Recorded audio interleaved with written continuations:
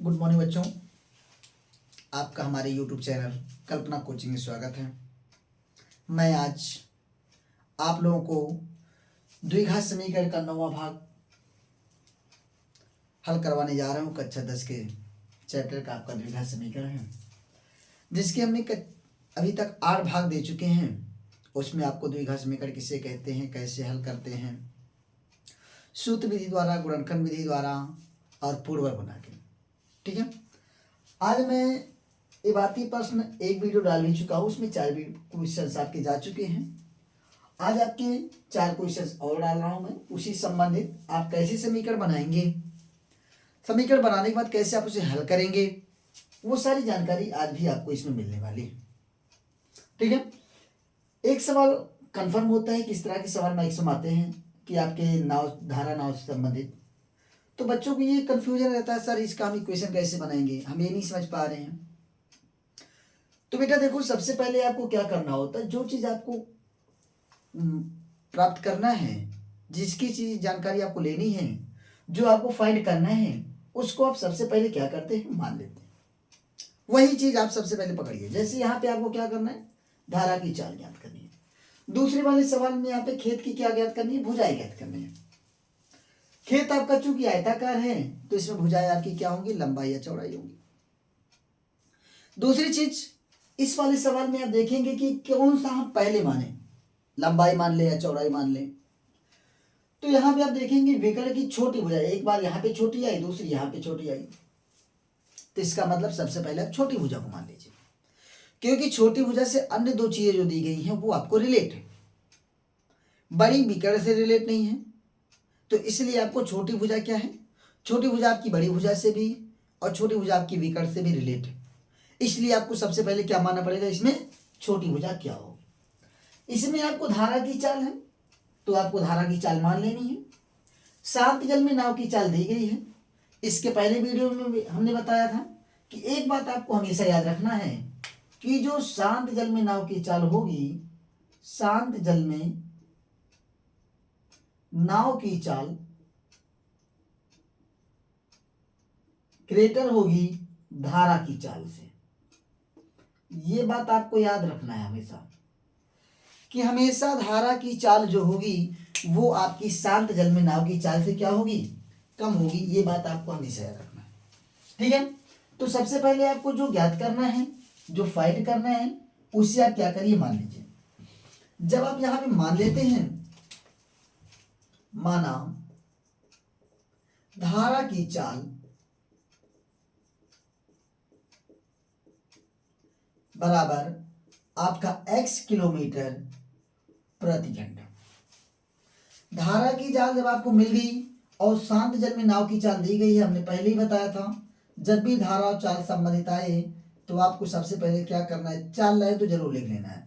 शांत जल में नाव की चाल बराबर आपको दिया गया है 4 किलोमीटर प्रति घंटा। फिर इसके बाद आपको धारा के, देखिए धारा की दिशा में, तो आपको सबसे पहले धारा की दिशा में लिख लेना है। धारा की दिशा में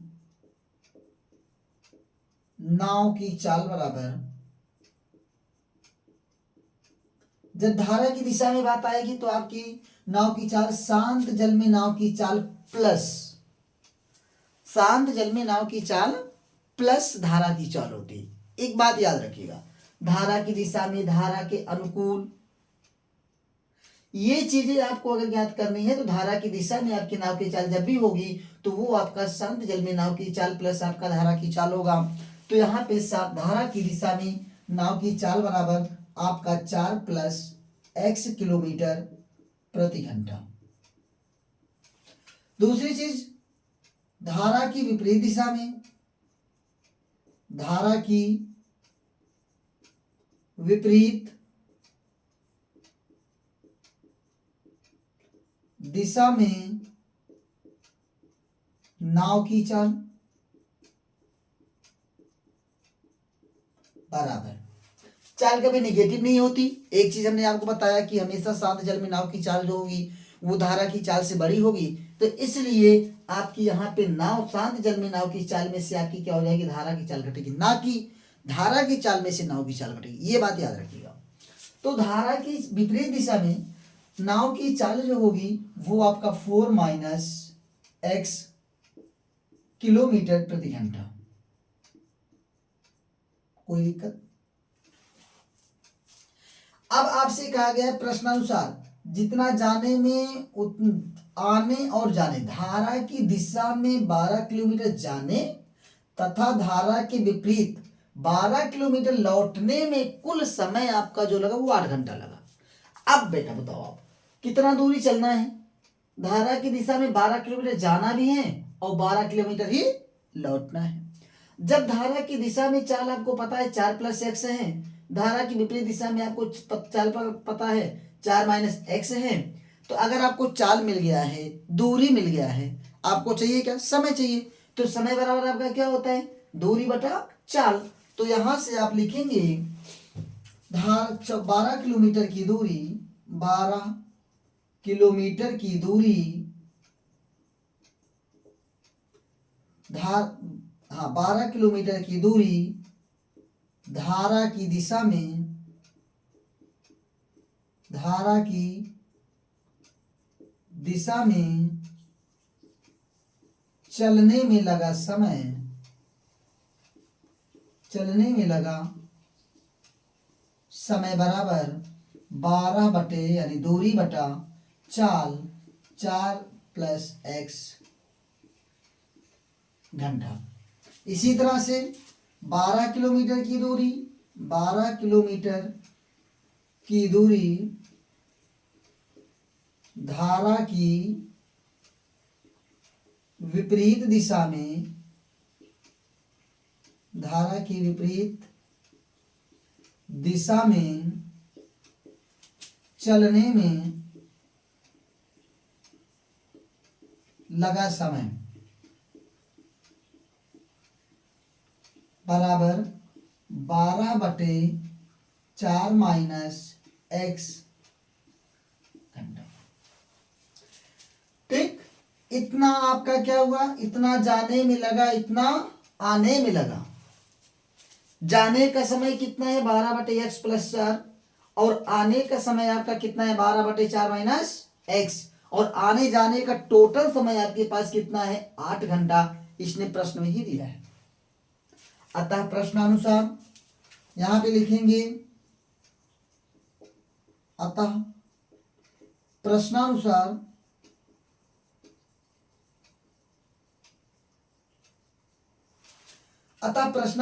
दोनों चालों को आप क्या करेंगे? जोड़ेंगे। तो 12 बटा 4 + x प्लस 12 बटा 4 - x इक्वल टू कितना समय लगा? 8 घंटे। यहां तक शायद आपको कोई दिक्कत नहीं है। अब यहां से इसी को सॉल्व करना है। सबसे पहले आप इसे क्या कर लेंगे? इनका एलसीएम ले लेंगे। एलसीएम लेने का मतलब सीधे इन दोनों का आपस में गुणा कर लीजिए, और यहां से आपका ये 8 है तो 8 बटे 1 कर लीजिए, कोई दिक्कत नहीं है। 12 यहाँ पे है तो 12 का इसमें आप क्या करिए? गुणा करिए। 4 - x प्लस आपका 12 यहाँ पे है तो ये आपका 4 + x हो गया। यहां से आप देखेंगे 12 दोनों में कॉमन है, क्रॉस मल्टीप्लाई करा लीजिए। 12 दोनों में कॉमन है तो आप यहाँ पे आपका 4 - x प्लस आपका 4 + x, और यहाँ पे इस 8 का गुणा इधर करा लीजिए 8, और यहाँ पे a + b, a - b, तो a² - b², तो यहाँ पे आपका 4² - x² आ गया। यहाँ से आपका x और x आपस में क्या हो गया? कैंसिल हो गया। यहाँ पे आया 12 × 8, और यहाँ पे आपका है 8 × 4 = 16 माइनस आपका x²। इस 8 से ये 8 आपका क्या हो गया? कैंसिल हो गया। और यहाँ से आपका मिला 12 बराबर आपका 16 - x²। इसको इधर ले आइए, इसको इधर ले जाइए। तो यहाँ से आपका x² इक्वल टू 16 - 12 आया। यहाँ से आपका x² इक्वल टू आपका 4 आया। तो यहाँ से x इक्वल टू आपका +- 2 आता है, अतः चूंकि चाल आपकी निगेटिव होती नहीं है, अतः पॉजिटिव वाला ही लेना है। अतः धारा की चाल बराबर आप कितना ले लेंगे, 2 किलोमीटर प्रति घंटा। कहीं पे भी आपको ऐसी कोई प्रॉब्लम आ रही हो तो बताइए, आप क्या करना है, जब भी आपको धारा नाव संबंधित सवाल मिले तो आपको ये 4 लाइन तो जरूरी लिख लेना है। पहले धारा की चाल, फिर आपकी नाव की चाल, धारा की दिशा में चाल और धारा की विपरीत दिशा में। फिर आप देखिए आपसे क्या कहा गया है। अगर आपके समय की बात किया जा रहा है, दूरी दिया तो समय की बात कर रहा है, तो आप क्या करेंगे, दूरी बटा चाल निकाल लेंगे, यहाँ से भी दूरी बटी चाल निकाल लेंगे। अगर उसने दोनों को जोड़ के बात किया है तो आप दोनों को जोड़ लेंगे। अगर उसमें कहता है कि आज जाने में आपका समय इतना लगा, आने में इतना लगा, तो आप क्या करेंगे, उसमें से घटा लेंगे तो आपको वैल्यू मिल जाएगी, आने और जाने के बीच का अंतर मिल जाएगा। ठीक है, तब आप उसको हल करेंगे तो आपको एक इक्वेशन बन जाएगा। इक्वेशन आपका द्विघात समीकरण, उसको आप हल कर लेंगे। हल करने के बाद एक्स की वैल्यू मिलेगी, एक्स की पॉजिटिव वाली वैल्यू आप ले लेंगे, निगेटिव वाली वैल्यू को आप छोड़ देंगे, क्योंकि चाल आपकी निगेटिव नहीं होती। ये बात आप ध्यान में रखते हुए लगाएंगे। ठीक है, ये आपका पहला सवाल कंप्लीट हो गया। अगर हम दूसरे की बात करें तो दूसरे में कह रहा है बेटा, एक आयताकार खेत का विकर्ण उसकी छोटी भुजा से आपका 60 मीटर लंबा है। यदि बड़ी भुजा छोटी भुजा से 30 मीटर अधिक हो तो खेत की भुजाएं ज्ञात कीजिए। सबसे पहले आप एक क्या करेंगे, आयताकार खेत बना लेते हैं। ये आपका एक आयताकार खेत है। इसने कहा है एक आयताकार खेत का उसका विकर्ण उसकी छोटी भुजा, ये आप विकर्ण मान लीजिए। ठीक है, यहां से आयताकार खेत का नाम रख दीजिए ए बी सी और टी। इसने कहा उसकी छोटी भुजा से 60 मीटर अधिक लंबा है। यदि बड़ी भुजा छोटी भुजा से 30 मीटर अधिक हो तो खेत की भुजाएं ज्ञात कीजिए। अब देखो यहाँ पे भी छोटी की बात आया, यहाँ पे भी छोटी की बात आया, यानी जो आपकी बड़ी भुजा वो भी छोटी से रिलेट है और जो आपकी विकर्ण है वो भी छोटी से रिलेट है। तो इसका मतलब हमें पहले छोटी को, ये छोटी भुजा है, इसको आप यक्ष मान लो। अगर आप इसको यक्ष मान लेते हैं तो विकर्ण कितना ज्यादा है, 60 ज्यादा है, तो विकर्ण भाई साहब कितने आ जाएंगे, x प्लस 60 मीटर आ जाएंगे।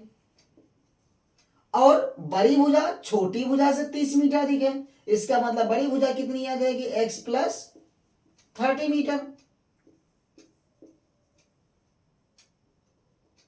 ठीक है, अब देखिए क्या करना भाई। अब आपको चूंकि आयत है और आयत की डिफिनीशन क्या होती है कि एक ऐसा समांतर चतुर्भुज, एक ऐसा समांतर चतुर्भुज जिसकी सभी भुजाएं, एक ऐसा समांतर चतुर्भुज जिसके प्रत्येक कोण 90 अंश के हों। प्रत्येक कोण कितने अंश के हों, 90 अंश के हों। इसका मतलब ये कंफर्म है कि ये 90 अंश का है। अगर 90 अंश का है तो आपको एक त्रिभुज ए बी सी जो होगा वो आपको क्या दिखाई देगा, समकोण त्रिभुज दिखाई देगा। और जब बात समकोण त्रिभुज की आ जाती है तो समकोण त्रिभुज की अगर भुजाएं तीनों ज्ञात हैं तो वहां पे एक कंडीशन, एक फार्मूला आपका लग जाता है जिसे आप नाम पाइथागोरस के नाम से जानते हैं, जिन्होंने कहा कि यदि कोई त्रिभुज समकोण है तो उसकी सबसे बड़ी भुजा का वर्ग अन्य दो भुजाओं के वर्गों के योगफल के बराबर होता है। ये चीज आपको मैं बता दूं, पाइथागोरस का प्रमेय और पाइथागोरस का विलोम, ये दोनों चीजें आप चैप्टर नंबर त्रिभुज में, जो आपका त्रिभुज का नाम, त्रिभुज के नाम से एक चैप्टर है, उसमें आपने प्रूफ भी किया होगा और उसका आपने यूज भी किया है। तो इसलिए ये चीज नई नहीं है आपके लिए, पाइथागोरस शब्द की नई हो तो इसलिए आप इसको ध्यान दीजिए कि इसमें सबसे बड़ी भुजा जो आपकी समकोण त्रिभुज होती है उसकी सबसे बड़ी भुजा जो होती है वो कर्ण होती है, उसके बाद अन्य दो भुजाएं उससे छोटी होती हैं। और सबसे बड़ी भुजा कर्ण जो होती है वो 90 अंश के सामने की भुजा होती है। जो आपसे कोई पूछे कर्ण की परिभाषा बताइए तो आप कहिए कि किसी भी त्रिभुज, एक समकोण त्रिभुज में 90 अंश के सामने की जो भुजा होती है वही आपकी क्या कहलाती है, कर्ण होती है।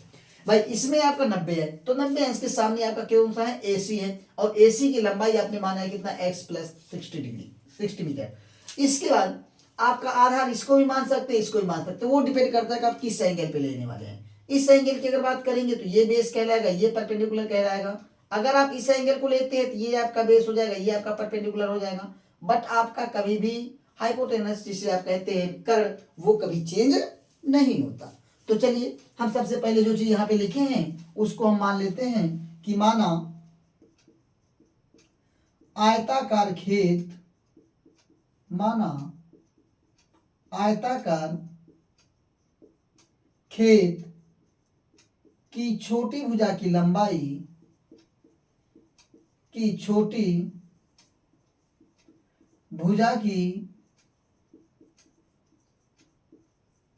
लंबाई बराबर x मीटर, ठीक है।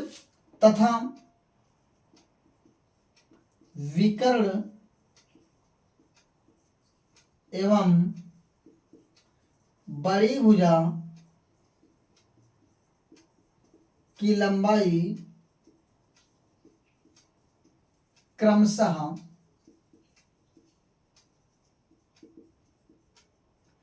x+60 एवं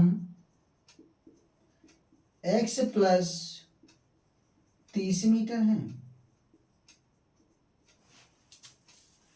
यहां पे फिर चित्रानुसार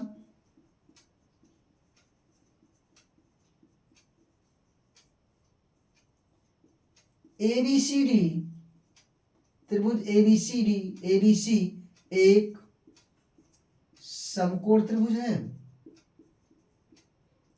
एक समकोण त्रिभुज है। अतः पाइथागोरस प्रमेय से पाइथागोरस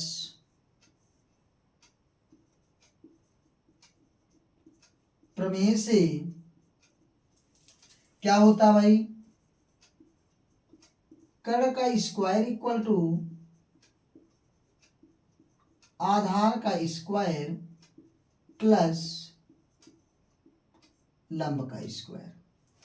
कर्ण कितना दिया बेटा, x+60 का square equal to Aadhaar x+30 का स्क्वायर प्लस आपका x²। यहां तक कहीं पे कोई दिक्कत हो तो बताइए। आपने बताइए ये आपका पाइथागोरस प्रमेय कब लग जाता है, जब त्रिभुज समकोण होता है। अगर समकोण त्रिभुज नहीं है तो पाइथागोरस नहीं लगने वाला, याद रखिएगा। तो यहां से आप a+b का होल स्क्वायर का फार्मूला लगाएंगे, तो यहां से आपका x² प्लस आपका 60 का स्क्वायर प्लस आपका 2 × x × 60 इक्वल टू यहाँ पे x का स्क्वायर प्लस 30 का स्क्वायर प्लस आपका 2 × x × 30 और प्लस आपका आया x², ठीक है। अब यहां पे आप देखेंगे ये आपका तो x² ही रहा, ये आपका 60 का स्क्वायर यानी 3600 प्लस आपका 120x इक्वल टू आपका x² प्लस 900 प्लस आपका 30 दूना 60x प्लस आपका x²। सबको एक साइड में ले आइए। जब सबको एक साइड में लाएंगे तो x² प्लस आपका 3600 प्लस आपका 120x माइनस आपका x² minus 900 minus 60x minus x² equal to 0। यहां पे आप देखेंगे यहां पे आपका आया x² से एक x² आपका क्या हो गया, घट गया। तो ये वाला आपका इससे घट गया, ठीक है। तो यहां पे बचा आपका माइनस x²। यहां से आपका बाहर 120 में से 60 घटा प्लस आपका 60x और यहां से 3600 में से 900 घटा तो प्लस आपका आया 2700 इक्वल टू आपका 0, ठीक है। अब आपका यहां से क्या करिए, आप दोनों पक्षों में -1 से मल्टीप्लाई करा लीजिए। जब -1 से मल्टीप्लाई कराते हैं तो ये आपका प्लस में बन जाता है x², ये आपका -60x और ये आपका -2700 इक्वल टू आपका 0 हो जाता है। अब बेटा आपको 2700 के आपको ऐसे दो गुणनखंड चाहिए जिनको आप गुणा कर दे तो 2700 आ जाए और घटा दे तो 90 आ जाए। तो ये चीज आपको 60 आ जाए, घटा देने में 60 आ जाए। तो आप अगर 90 में गुणा करेंगे 30 से तो 9 × 3 = 2700 आ जाएगा और आप 90 में से 30 को घटा देंगे तो आपको 60 में मिल जाएगा।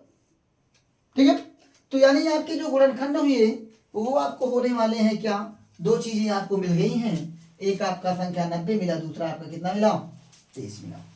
तो यहां से आप इसका गुणनखंड जब करेंगे तो आपको इक्वल टू यहाँ से यक्स स्क्वायर माइनस 90 माइनस आपका 30 और x माइनस 2700 इक्वल टू 0। यहाँ से अगर हम बात करें तो x square minus 90x plus आपका 30x माइनस 2700 इक्वल टू 0। यहाँ से आपका x कॉमन लेना है तो x माइनस 90 और यहाँ से प्लस 30 कॉमन लेना है, x माइनस 90 इक्वल टू 0। यहाँ से आपको x माइनस 90 दोनों में कॉमन, तो यहाँ पे आपका x प्लस 30 इक्वल टू आपको 0। अब यहाँ से आप देखेंगे, यहाँ से आपका एक को 0 करिए, x माइनस 90 इक्वल टू 0, तो यहाँ से आपका x इक्वल टू 90 हुआ, या यहाँ से आपका x प्लस 30 इक्वल टू 0, तो x इक्वल टू माइनस 30 हुआ। ये आपका अमान्य हो जाएगा क्योंकि डिस्टेंस नेगेटिव नहीं होती। अतः आयताकार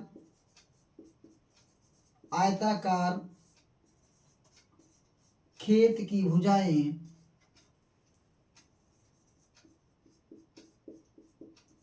x बराबर 90 मीटर तथा x plus 30 equal to 90 plus 30 equal to 120 metre है। ये आपकी क्या आ गई भाई, आयताकार खेत की लंबाई और चौड़ाई। आयताकार खेत की चौड़ाई कितनी आ गई बेटा, 90 मीटर आ गई, लंबाई कितना आ गया 120 मीटर आ गया। आपको कहीं पे भी कोई प्रॉब्लम हो तो आप एकदम बेच बताइए, क्या देख लीजिए। यहाँ से आपका कितना आ गया 120 आ गया, आपका कितना आ गया 90 आ गया। अगर आपसे पूछ लिया जाए कि विकर्ण कितनी हो जाएगी तो 90 में 60 जोड़ लेंगे, तो 90 6 कितना हो, 90 60 कितना हो जाएगा 150 मीटर हो जाएगा। ठीक है, तो ये आपको दो सवाल मिले हैं, अभी दो सवाल हम तुरंत और लगवा रहे हैं। ठीक है, इसके बाद द्विघात समीकरण आज आपका कंप्लीट करते हैं।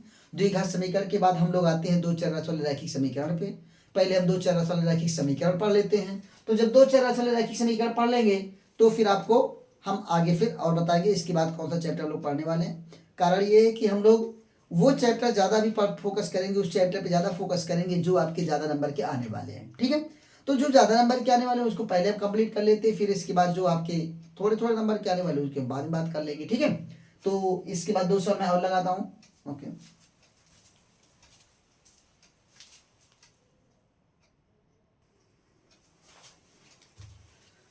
हाँ तो बच्चों सवाल नंबर 3 हम लोग का ये क्या है, एक रेलगाड़ी 360 किलोमीटर की दूरी एक समान चाल से तय करती है। यदि उसकी चाल 5 किलोमीटर प्रति घंटा अधिक होती तो वह उसी यात्रा में 1 घंटा कम समय लेती। रेलगाड़ी की चाल ज्ञात करनी है आपको।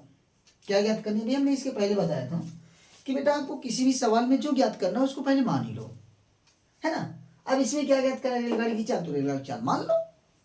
क्या मानोगे, एक्स मान लो भाई, वही आपको निकालना है। आपको भी पता है कि अगर चाल बढ़ गई तो समय कम लगता है, चाल अगर कम हो गई तो समय ज़्यादा लगेगा। तो इसका मतलब जब आपका यक्स चाल रहेगी तो समय आपको क्या करना पड़ेगा, ज़्यादा लेना पड़ेगा। जब आप चाल बढ़ा देंगे 5 किलोमीटर प्रति घंटा तो समय आपका क्या हो जाएगा, कम हो जाएगा।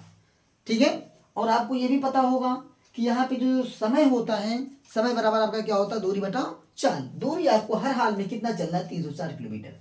चाहे आप चाल बढ़ा लीजिए, चाहे आप चाल कम कर लीजिए, या आपकी वही चाल हो जिस चाल से आप चल रहे हैं, दूरी आपको कितनी चलिए 360 किलोमीटर ही चलनी है। 360 से ना तो कम चलनी है, ना तो 360 से ज़्यादा चलनी है।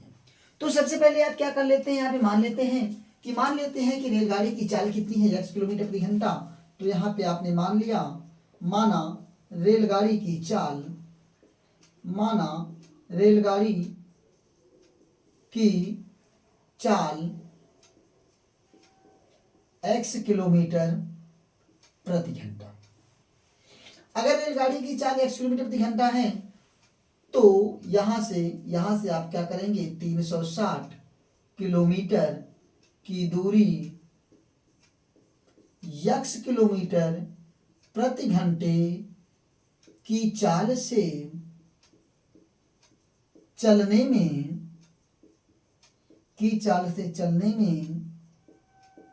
लगा समय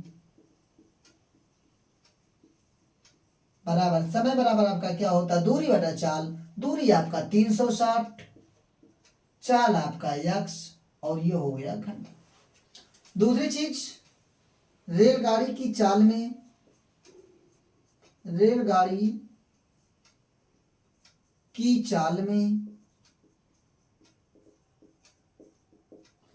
5 किलोमीटर प्रति घंटे की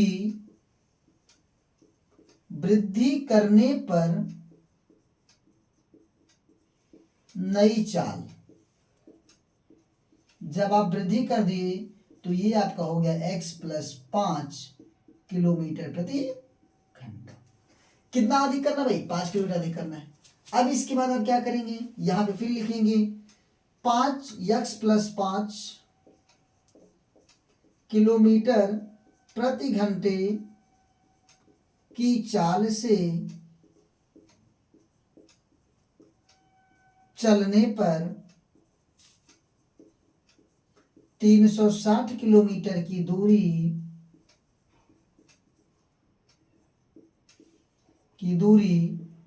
तय करने में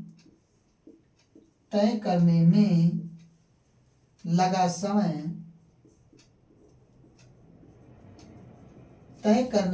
समय बराबर 360 बटा x + 5 घंटा। प्रश्नानुसार आप बेटा खुद बताइए, जब आपकी चाल ज्यादा होगी तो समय क्या होगा, कम लगेगा या ज्यादा? जब चाल ज्यादा होगा तो समय क्या हो जाएगा, कम लगेगा। तो कितना कम लग रहा है, 1 घंटा समय कम लग रहा है। इसका मतलब इस कंडीशन में ये वाला आपका क्या है, बड़ा है, और ये वाला आपका क्या है, छोटा है। जब भी आपने ये भी पढ़ा है कि दो भिन्नों की तुलना अगर करनी है, जब भी आपका अंश समान होता है तो जिस भिन्न का हर छोटा होता है वही भिन्न सबसे बड़ी होती है। यहाँ पे x में आप 5 जोड़ रहे हैं तो x में कुछ 5 जोड़ रहे हैं तो ये x से ज्यादा हो गया ना। अगर ये x से ज्यादा हो गया तो इसका मतलब हर आपका बड़ा हो गया। अगर हर बड़ा हो गया तो इसका मतलब ये इससे छोटा हो गया।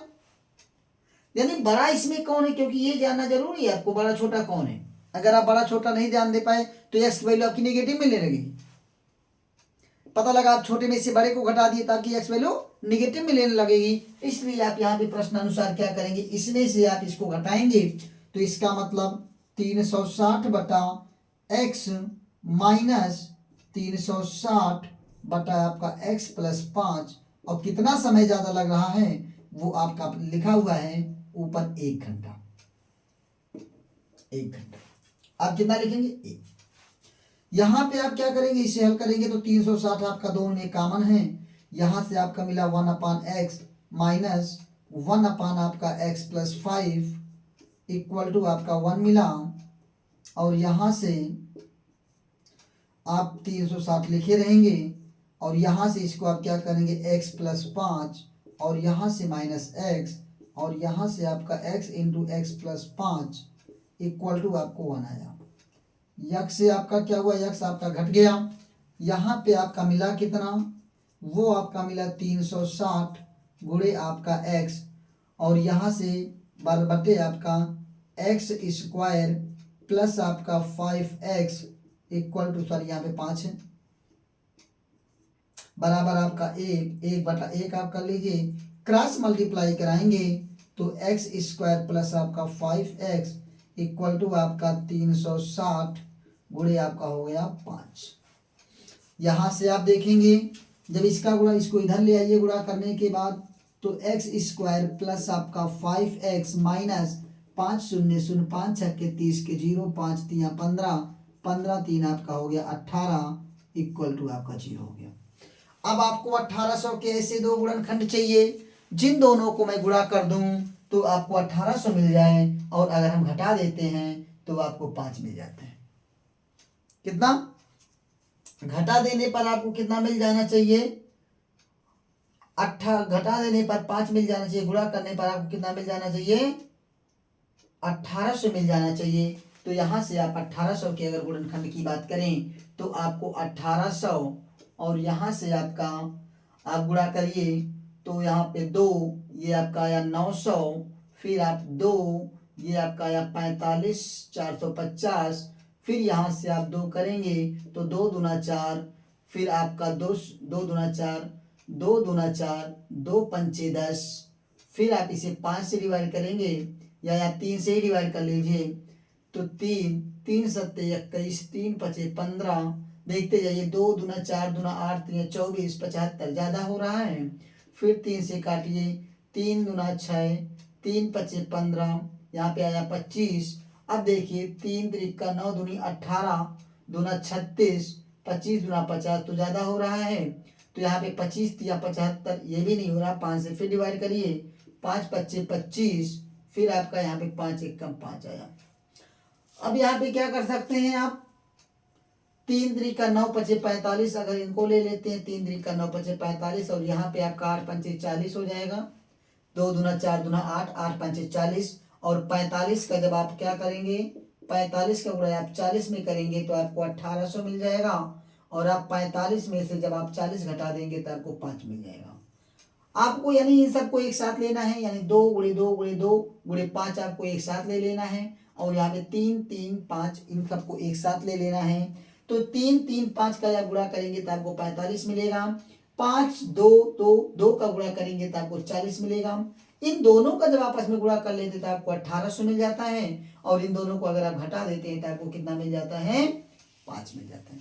आपको बेटा यही चाहिए। यहाँ पे जब आपको गुणनखंड करना है तो यहाँ से आप देखेंगे, इसे आप लिख सकते हैं एक्स स्क्वायर प्लस यहाँ से आपका 45 माइनस आपका 40 एक्स माइनस आपका 1800 आया इक्वल टू आपका 0 आया। यहाँ से आप इसे ब्रेक कर लीजिए ब्रेकेट को, तो एक्स स्क्वायर अपन आप minus plus 45 x square plus 45 x minus आपका 40 एक्स माइनस आपका 1800 इक्वल टू आपका 0 हुआ। यहाँ से इन दोनों में आप देखेंगे यक्स आपका कॉमन है तो यक्स प्लस आपका 45 हुआ, माइनस यहाँ से आपका 40 कॉमन लेंगे तो यक्स प्लस आपका 45 हुआ इक्वल टू आपका 0 हो गया। अब यहाँ से आप क्या करेंगे, इसको आप एक एक को क्या करेंगे, पहले आप x प्लस 45 बोथ में आपका कॉमन है तो यहाँ से आप x प्लस 45 लिखेंगे। एक ब्रैकेट में आपका x प्लस 45 आया, दूसरे ब्रैकेट में अगर हम बात करें तो आपका x माइनस 40 आया इक्वल टू आपका 0 हुआ। एक एक को आप 0 के इक्वल रखेंगे तो x plus 45 equal to 0, x equal to आपको माइनस 45 मिला, या यहाँ पे आपका क्या हो जाएगा x माइनस 40 इक्वल टू 0 तो x इक्वल टू आपका 40 हो जाएगा। अब यहाँ पे आप देखेंगे ये तो आपका अमान्य हो जाएगा, कारण ये है कि चाल नेगेटिव नहीं होती, अतः आपका रेलगाड़ी की चाल